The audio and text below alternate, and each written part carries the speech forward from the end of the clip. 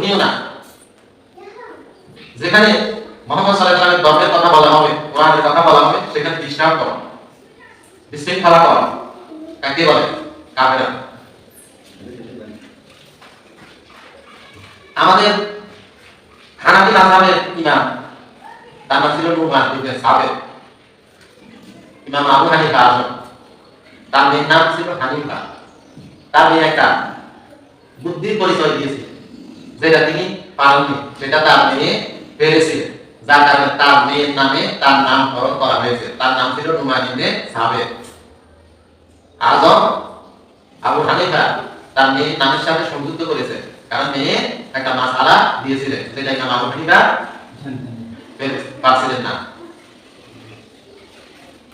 তিনি জাতির ইমাম, মাযহাবের ইমাম, বড় একজন মুজাদ্দিদ।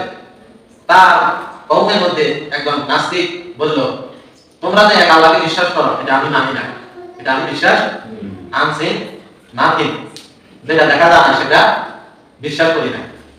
তো মানুষ যুক্তি দিল, ভুল দেখা যায়, ভুলের যারা দেখা যায় না। আমাদের চোখ কিন্তু নিজের চোখ কিন্তু নিজে দেখি না। জিহ্বার সাপ দেখা যায়, হাজারো সাপ এই জিহ্বা বহন করে,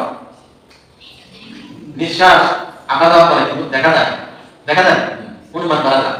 আল্লাহকে দেখা যায় না, কিন্তু আল্লাহ নৈপুণ্যতা, সৃষ্টি, এগুলোর মাধ্যমে আমরা দেখতে পাই যে এক আল্লাহ, একজন সৃষ্টিকর্তা আছে। তো আমরা দরকার পড়বে, ঠিক আছে, তোমাদের ইমামটা আসতে পারবে, তার সাথে ঝগড়া হবে, বিবাদ হবে, বস হবে, দেখি কে জিতে কে হারবে। ঠিক আছে, আগামীকালকে 12টার সময় ইমাম আজম আপনাকে আসবেন, আপনি এখানে উপস্থিত থাকবেন। ঠিক আছে, থাকবেন। তো ইমাম আজম আবু হানিফা তিনি আসার সময় যে পথ দিয়ে আসেন, একটা সাগর নৌকায় করে আসতে হবে। তিনি রওনা হলেন সময় মতো, কিন্তু প্রতিদিন ওই সাগরের নৌকা থাকে, কিন্তু আজকে দেখলেন ওই সাগরের মধ্যে আজকে কোনো নৌকা নাই। তিনি চিন্তা করলেন, হায় হায়, এখন কাপড়ের সাথে তো আজকে যুক্তি তর্ক হবে, বস হবে, নির্দিষ্ট সময়ে যদি আমি যেতে না পারি, তাহলে তো আমাকে জবাব দিয়ে পারা যাবে। তখন তিনি চিন্তা করতে দেখলেন, হঠাৎ করে নদীর পাশে একটা বিচিত্র তীরে আসে পড়লো। হঠাৎ করে একটা গাছ উঠে গেল, অল্প সময়ের ভিতরে গাছটা অনেক বড় হয়ে গেল। একটা করাত এসে গাছটাকে কেটে ফেললো, তক্তা হয়ে গেল, হঠাৎ একটা নৌকা হয়ে সাগরে পড়ে। সুবহানাল্লাহ। তিনি হচ্ছেন আমাদের মাযহাবের ইমাম আযম আবু হানিফা, বড় ধরনের আল্লাহ ছিলেন। তাদের এত বেশি মাসাইল মুখস্থ ছিল, এত বেশি হাদিস মুখস্থ ছিল, স্মরণশক্তি এত বেশি ছিল। এখনকার যুগে সে ধরনের মানুষ পৃথিবীতে এখন আর নেই। তো নৌকা করে তিনি আসতে 2 ঘন্টা লেট হয়েছে। কয় ঘন্টা? 2 ঘন্টা। নাস্তিক বলল যে তার সময় কোনো জ্ঞান নাই, সময় মতো আসার কথা ছিল, তিনি সময় মতো আসেন নাই, তার সাথে কিসের বস করবো, কিসের ঝগড়া করবো, তার সাথে কোনো কথাই বলবো না। তখন ইমাম আবু হানিফা বললেন, আমার তো দেরি হয়েছে, কেন দেরি হলো সেটা শুনবেন না, সেটা শুনেন।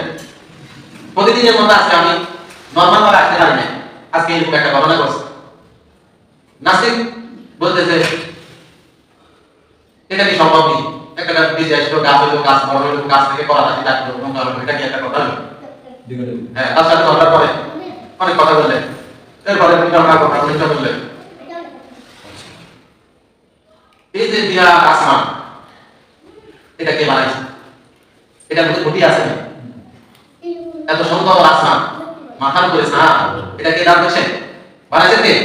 আল্লাহ। এই যে পাহাড় গুলা কে বানাইছেন? সাগর গুলা কে বানাইছেন? জমি বানাইছেন কে? আল্লাহ। আল্লাহ জমিকে বানানোর পরে জমি লড়াচড়া করে, তখন পাহাড় বানায়, পাহাড় দিয়া এটাকে চাপা দিয়ে জমি নাই, জমি যাতে করে আমাদেরকে নিয়ে লড়াচড়া করতে না পারলাম, আমরা যেন শান্তিতে ঘুমাইতে পারি, হাঁটাচলা করতে পারি, এই ব্যবস্থা করে দিয়েছে কে? আল্লাহ। মাথার উপরে যে ছাদ আসমান, আল্লাহ কোরআনে সেই কথা বলছে,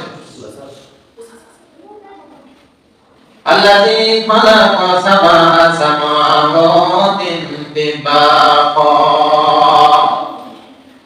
আমি আসমান এবং জমিন সৃষ্টি করেছি 6 দিনে। আসমান জমিন সৃষ্টি করেছেন কয় দিন? এটা পানি করে ভাসমান ছিল। আসমানকে আল্লাহ তাআলা লুটি নিলেন, আকাশ বানিয়ে দিলেন, জমিনকে মানুষের চলাচলের জন্য, জমিনের উপরে মানুষ হাঁটাচলা করার জন্য, বসবাস করার জন্য আল্লাহ এবং পানিটাকে সাগর আকারে এক সাইডে নিয়ে গেছে।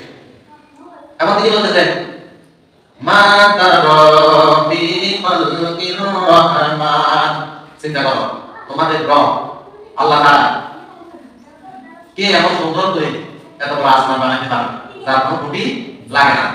একটা সামিয়ানা বানাইতে খুঁটি লাগে, তাবু লাগাইতে খুঁটি লাগে, একটা মসজিদ বানাইতে খুঁটি লাগে, ঘর বানাইতে খুঁটি লাগে। আল্লাহ আসমান বানাইছে, কোনো খুঁটি লাগে বিনা খুঁটিতে আসমান মাথার উপরে ছাদের মতো ছাদ হয়ে আছে।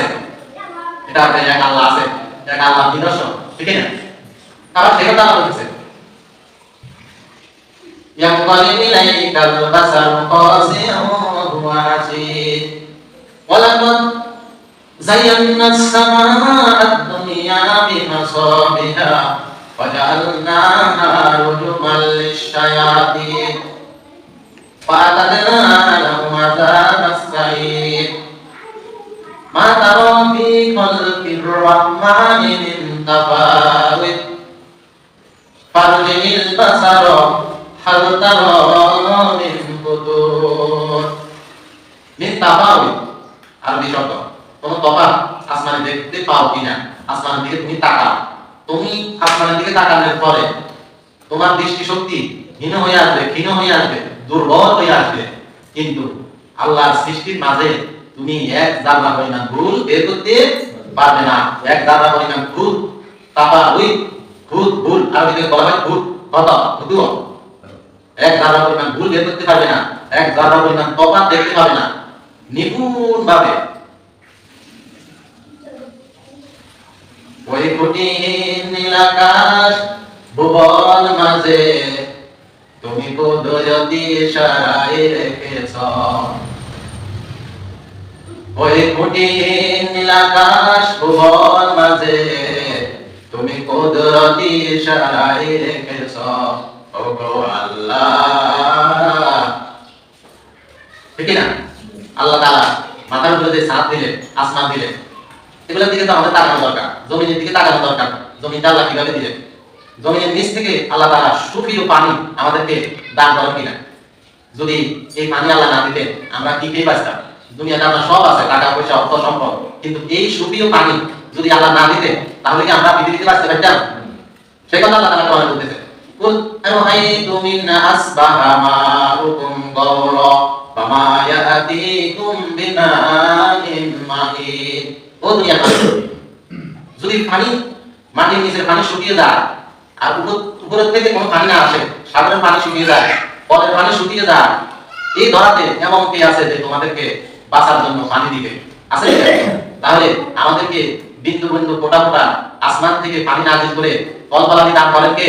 আল্লাহ। যদি এই বৃষ্টি না হতো,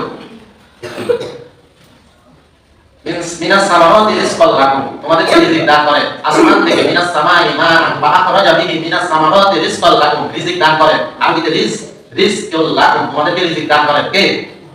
কিভাবে? আসমান থেকে পানি নাযিল করেন। এমনকি জমিনের নিচেও পানি আছে যেটা অত্যন্ত সুস্বাদু এবং সুপেয় এবং মিষ্টি সুস্বাদু পানি, নিরাপদ পানি, ঠিক না? যেটা শীত যখন ঠান্ডা আসে, শীত আসে, তখন কলের পানিগুলা দেখবেন গরম, ঠিক না? আর যখন গরমকাল আসে তখন কলের পানিগুলা ঠান্ডা। এই নিদর্শন, এই নিয়ামত কার? আল্লাহ। আবার জান্নাত থেকে একটা পানি নিরাপদ শহরে আল্লাহ তাআলা দান করেছে, এটার নাম কি? জমজমের পানি। ওটাকে বলা হয় নিরাপত্তার নগরী, নিরাপত্তার শহর। সেখানে পাখি ঢুকলেও নিরাপদ, পশু ঢুকলেও নিরাপদ, চোর ঢুকলেও নিরাপদ, আর ডাকাত ঢুকলেও নিরাপদ। সেখানে যে যাবে সে নিরাপদ। ওই নিরাপত্তার নগরীতে আল্লাহ তাআলা এই জমজমের পানি দান করেছে, যেটা খেলে আপনার অনেক রোগ বিমারি ভালো হয়ে যাবে। এবং এটার ভিতরে আল্লাহ তাআলা অনেক মেডিসিন রেখেছেন, ভিটামিন রেখেছেন এই পানিগুলোর ভিতরে। এটাও একটা নিয়ামত, আমাদেরকে একটা মাধ্যমে আল্লাহ তাআলা ইসমাঈলের মাধ্যমে আমাদেরকে দান করেছেন, ঠিক না? এইভাবে আল্লাহ তাআলা আমাদেরকে দুনিয়াতে যা দিয়েছেন এগুলো কার নিয়ামত? আল্লাহ। তাও তো নিয়ামত আল্লাহ। যদি একটা কাগলি বানো 1 2 3 ওয়াহিদ ইসনা সালাসা আরবা ইসা সাবা সামানিয়া তেসা আশারা 1 2 3 আর দিন যদি যেভাবে করে এভাবে বললে আল্লাহ নিয়ামতের কোনো শেষ হবে না। আল্লাহ বলেছেন তাও তো নিয়ামত আল্লাহ, আমার নিয়ামত। কোন কোন নিয়ামতকে অস্বীকার করতে? আমাদেরকে যা দিয়েছে সব কার নিয়ামত? আল্লাহ।